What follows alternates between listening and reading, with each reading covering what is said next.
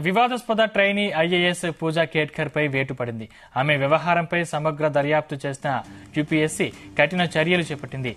ఆమె యూపీఎస్సీ అభ్యర్థిత్వం రద్దు చేసింది. దీంతో పాటు భవిష్యత్తులో మళ్లీ నియామక పరీక్షలు రాయకుండా డిబార్ వేటు వేసింది. నకిలీ పత్రాలు సమర్పించి మోసానికి పాల్పడటంపై కేసు నమోదు చేసింది. అధికార దుర్వినియోగం, యూపీఎస్సీకి తప్పుడు అఫిడవిట్ సమర్పించారన్న ఆరోపణల్ని పూజా కేట్కర్ ఎదుర్కొంటోంది. ట్రైనీ ఐఏఎస్ బాధ్యతలు చేపట్టిన తర్వాత ఆమె వ్యవహార శైలిలో వివాదాస్పదమైంది.